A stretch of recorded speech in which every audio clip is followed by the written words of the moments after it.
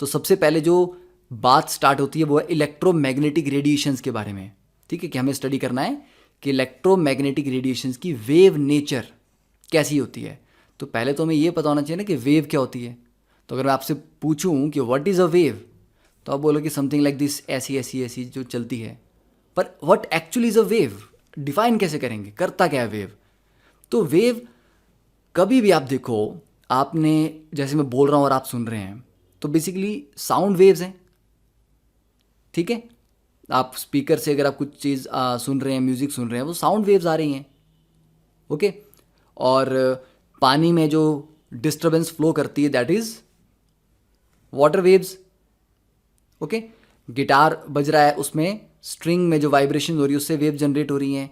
सन से जो लाइट आ रही है हमारे पास that is electromagnetic waves. Radio किस फ्रीक्वेंसी पे काम कर रहा है, किसको कैच कर रहा है, रेडियो वेव्स। माइक्रोवेव के अंदर कौन सी है, माइक्रोवेव।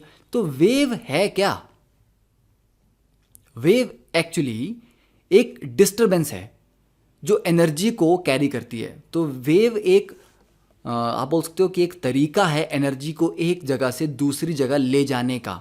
ठीक है, a wave can be described as a disturbance that travels through a medium और space, transporting energy from one location to another location. जैसे कि सुनामी आई, अब इस पिक्चर में आप देख सकते हो कि ये वेव्स इतनी हाई चल रही हैं। हुआ क्या, किसी एक जगह बहुत दूर, अब सोचो, आपको मैं एक बात ऐसे सोचता हूँ, यहाँ से 500 किलोमीटर दूर दो गाड़ियों का एक्सीडेंट हुआ, डिस्टरबेंस क्रिएट हुई ना। दो गाड़ियाँ आके एक दूसरे से कोलाइड की, डिस्टरबेंस क्रिएट हुई। पर उस डिस्टरबेंस से क्या आपको फ़र्क पड़ा, 500 किलोमीटर दूर बैठी डिस्टरबेंस से? ना बोलेंगे नहीं पड़ा। ठीक है, पर सुनामी में क्या होता है, सुनामी का जो सेंटर है कि कहीं पर जो टेक्टोनिक प्लेट्स हैं वो डिस्टर्ब हुई। ठीक है, जो दो प्लेट्स थी वो ऊपर नीचे हुई, तो वहाँ जो डिस्टरबेंस क्रिएट हुई उससे वो वाटर लेवल में डिस्टरबेंस जनरेट हुई। तो यहाँ जो डिस्टरबेंस हुई उसके जो एनर्जी निकली, वो एनर्जी पानी के थ्रू फ्लो करती करती करती करती करती मतलब सैकड़ों किलोमीटर दूर तक आई, और वहाँ पर देखो कितना ज़्यादा डेवस्टेशन हुई सुनामी की वजह से। तो जहाँ सुनामी पहुँची है, चली तो बहुत दूर से थी। तो बेसिकली हुआ क्या, वेव के थ्रू एनर्जी ट्रेवल होती हुई आ रही है ना वहाँ से। ठीक है, सनलाइट से हमें क्या मिल रहा है, एनर्जी। तो वेव के थ्रू एनर्जी आ रही है। तो wave is a way of transporting energy from one location to another location. अब जब पानी में आप पत्थर फेंकते हो तो पानी में इस तरह के रिपल्स बनते हैं। तो रिपल्स के थ्रू क्या हो रहा है, एनर्जी बाहर की तरफ जा रही है। ठीक है, तो एनर्जी प्रोपेगेट कर रही है। अब वेव्स को भी फर्दर डिफाइन किया जाए तो वेव दो टाइप की होती हैं, जो आप फिजिक्स के आने वाले चैप्टर्स में, एंड वाले चैप्टर्स में पढ़ोगे, कि एक होती हैं मैकेनिकल वेव्स और एक होते हैं नॉन मैकेनिकल वेव्स। तो मैकेनिकल वेव्स वो होती हैं which require medium to propagate. ठीक है, जैसे अगर मैं एक वैक्यूम भरे कमरे में, ये ऐसा कमरा जहाँ पर वैक्यूम हो, उसमें कितना भी चिल्लाऊं आपको कुछ सुनाई नहीं देगा। अगर आप भी खड़े हो उसी रूम में खड़े हो, क्योंकि वॉइस को या साउंड को ट्रैवल करने के लिए मीडियम चाहिए, बीच में कुछ एयर हो, गैस हो, कुछ चाहिए। ठीक है, तो ऐसी वेव्स जिनको फ्लो करने के लिए मीडियम चाहिए होता है उनको बोलते हैं मैकेनिकल वेव्स। फॉर एग्जांपल, एक रोप एक साइड से पकड़ के आप झटक दो तो रोप में वेव बनती हैं। ठीक है, रिपल्स ऑन लेक, लेक के सरफेस पे या पानी के सरफेस पे रिपल्स बने, साउंड वेव्स हैं। ठीक है, ये वेव्स कैसी हैं, इनको मीडियम चाहिए।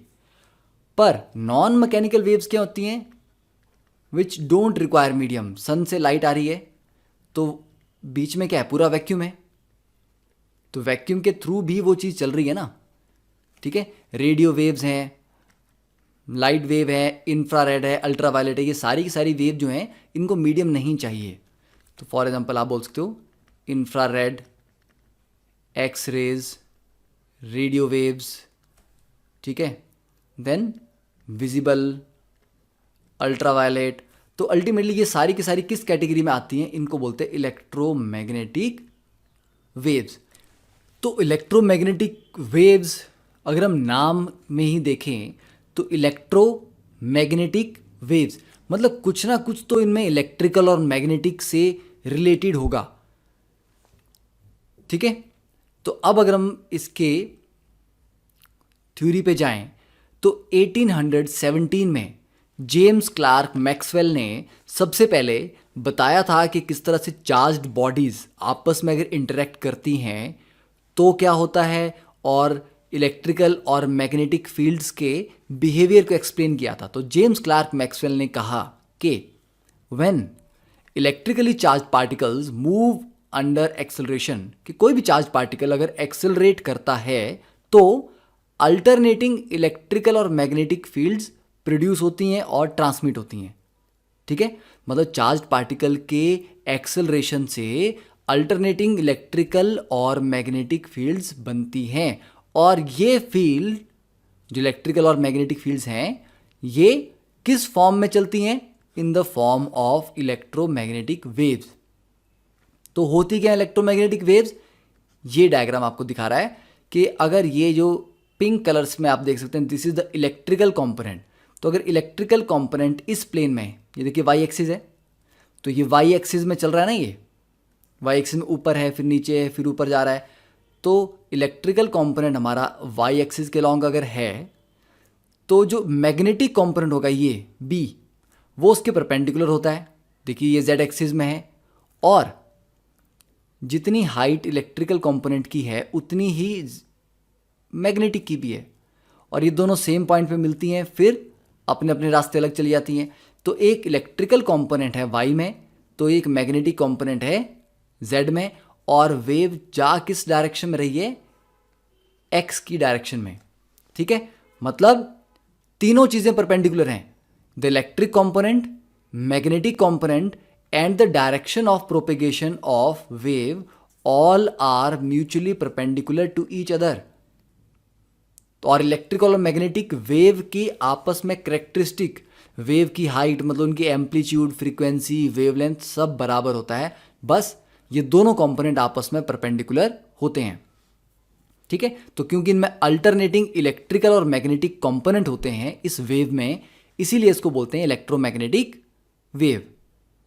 ओके, तो इतना लिख लोगे, तो ये डायरेक्टली आप एनसीईआरटी से भी लिख सकते हो, ये जो पैराग्राफ है। ओके।